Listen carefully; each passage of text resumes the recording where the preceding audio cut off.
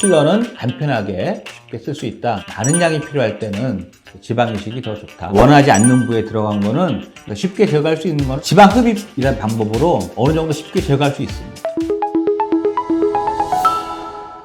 안녕하세요. 성형외과 전문의 유원민입니다. 오늘은 얼굴에 입체감도 줄 수 있고 또 볼륨을 채울 수 있는 필러와 지방 이식에 대해서 알아볼 텐데요. 눈, 코 수술이나 윤곽 수술처럼 회복 기간이 필요 없고 또 즉시 일상생활을 가능하게 할 수 있는 수술이기도 한데, 볼륨을 채운다는 면에서는 비슷한 시술이나 수술이지만 둘 사이에 어떤 차이가 있는지, 또 어떤 경우에 필러를 하고 또 어떤 경우에는 지방 이식이 좋은지 한번 자세히 알아보겠습니다.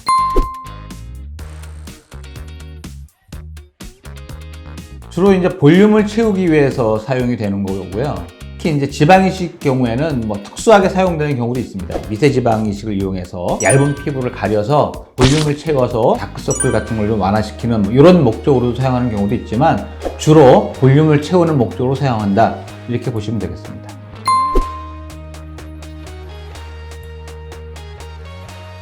이제 과거에는 필러를 단순하게 이제 주사 바늘로 직접 피부 밑에 찔러서 필러를 삽입하는 그런 방법을 취했는데, 요새는 지방 이식에 특화된 끝이 뭉툭한 주사 바늘이 있습니다. 조직 손상을 최소화하고 고르게 이제 우리가 지방을 집어넣을 수 있는 그런 캐뉼라가 있는데, 필러도 그런 캐뉼라가 있어서 피부 아래 주입하는 방법은 이제 비슷하게 하지만 완제품을 이용해서 우리 몸에 이제 다른 과정이 필요 없이 바로 이 몸에 주입하면 되는 거고, 지방 이식 같은 경우에는 배라든지 다리에서 이제 지방을 채취해서 섞여 있는 여러 물질을 잘 걸러내고 좀 압축해서 이식한 과정이 필요하거든요. 그런 면에서는 차이는 있지만 필요한 부분에 볼륨을 채우는 방법은 비슷하다, 이렇게 생각하시면 될 것 같아요.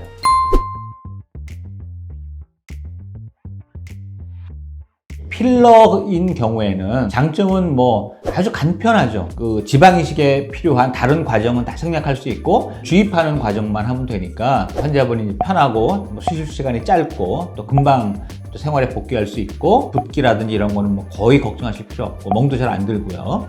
이제 반면에 이 필러는 양의 제한이 있습니다. 왜냐면은 지방 이식 같은 경우는 보통 수십 cc, 20cc, 30cc 많은 양을 채취해서 우리가 만들어서 사용을 하는데, 그렇게 많은 양을 한 번에 필러로 사용하는 거는 위험할 수도 있고 또 비용적인 측면에서도 굉장히 효율성이 떨어지고 해서 그런 면에서는 단점이라고 할 수 있는데, 아주 간편하게 할 수 있다, 이런 장점이 있고요. 아주 부드러운 필러, 중간 정도의 필러, 그 다음에 좀 강한 필러, 이렇게 등등이 있어서 코를 모양을 만드는 데 사용한다든지, 눈 주변에 부드러운 형태로 주입해야 된다든지 여러 형태로 쓸 수가 있고요. 지방 이식 같은 경우는 자가 지방 이식이기 때문에 이제 자기 조직이니까 이물 반응이 거의 없다고 볼 수 있죠. 근데 필러는 아무리 우리 몸 속에 존재하는 성분으로 만들었다고 해도 외부에서 주입되는 물질이기 때문에 이물 반응이 있는 경우가 있습니다. 요새는 많이 개발되고 옛날에 비해서는 많이 안전해졌지만 이물 반응이 좀 강해서 유가종처럼 덩어리가 질 수도 있고 뭉치는 경우도 있고 이런 부작용의 가능성도 있습니다. 이런 걸 단점이라고 할 수 있죠.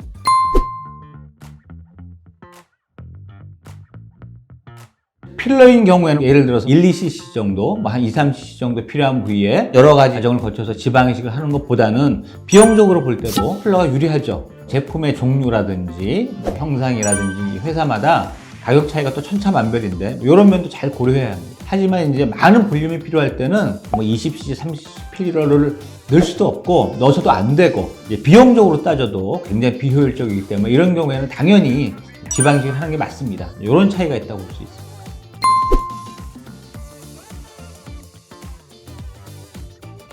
꼭 우리가 불투명한 형태로 볼륨을 채워야 되는 경우가 있어요. 예를 들어 눈 주변에 다크서클이 심하신 분들은 꺼진 부분에 필러만 채우면 볼륨은 채워지지만, 어떤 경우에는 그 밑에 비쳐 보이는 푸르둥둥한 면이 더 심해 보일 수도 있습니다. 이런 경우에는 사실 당연히 지방 이식을 사용하는 게 맞고요. 많은 볼륨이 필요할 때, 제 기준으로는 보통 한 5cc 기준으로 생각을 하는데, 많은 볼륨이 필요할 때는 지방 이식하는 게 맞다. 필러 같은 경우는 많은 볼륨이 필요하지 않고 간단하게 이제 부위별로 조금씩 할 때 가장 간편하게 할 수 있고 비용적인 측면에서도 효율적으로 할 수 있습니다.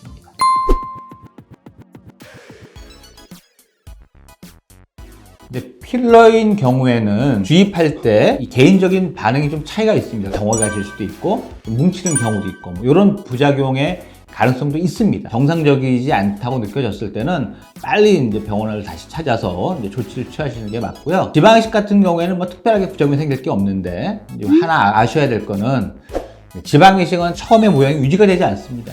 어느 정도 이제 볼륨이 감소하는 거를 예상을 해야 되고, 특히 이제 지방이식 경우에는 가는 이제 파티클로 나눠서 고르게 이식하는 게 중요하기 때문에 굉장히 여러 번 찌르게 됩니다. 원치 않은 어떤 출혈이 있을 수 있으니까 그런 경우에도 잘 판단하셔서 병원을 다시 찾고 연락하시는 게 중요하고요. 또 한 군데 생각해야 될 거는 우리가 지방을 맞은 부위뿐만이 아니라 지방을 뽑은 부위가 있거든요. 배라든지 허벅지에서 지방을 뽑게 되는데 그쪽에 멍이 들든지 이상 반응이 통증이 심하지 않은지 뭐 이런 것도 잘 관찰해야 되겠죠. 필러도 마찬가지고 지방이식도 마찬가지인데 수술이나 시술을 받고 찜질방에 간다든지 보온에 노출되는 건 당연히 좋지 않고요. 지방이식 생착되는 데는 저희가 최소한 한 달 정도를 보는 거예요. 그러니까 그 안에는 뭐 얼굴에 심한 마사지라든지 이런 건 당연히 조심하셔야 되고, 또 지방이식을 한 후에 붓기를 동반할 수 있기 때문에 이거를 좋게 하겠다고 따뜻한 걸로 찜질하는 건 절대 안 됩니다. 왜냐면은 조직이 우리 몸에 생착하기 위해서는 조직 자체가 활성도가 좀 떨어져야 돼요. 대사가 좀 떨어지게 유지해야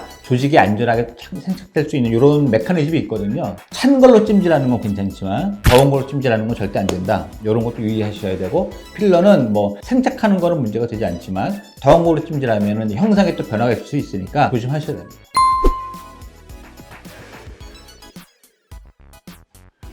저 같은 경우에는 이제 아주 소량이 필요한 경우, 뭐 코를 높인다든지 이마인 경우에 부분적인 꺼짐이 있을 때, 이럴 때는 필러도 간편하게 할 수 있고, 팔자주름이 깊을 때 필러로 간편하게 할 수 있습니다. 볼륨이 많이 필요한 경우, 특히 이마 전체 모양을 잡거나 뭐 관자가 꺼졌거나 아니면 이제 턱 끝으로 양이 많이 필요한 경우가 있어요. 5cc 이상 들어가는 경우도 있거든요. 그러니까 그런 경우는 지방이식이 맞습니다. 필러는 적은 양이 필요할 경우에는 간편하게 쉽게 쓸 수 있다, 이렇게 생각하시면 될 것 같고, 많은 양이 필요할 때는 지방이식이 더 좋다, 이렇게 생각하시면 될 것 같아요.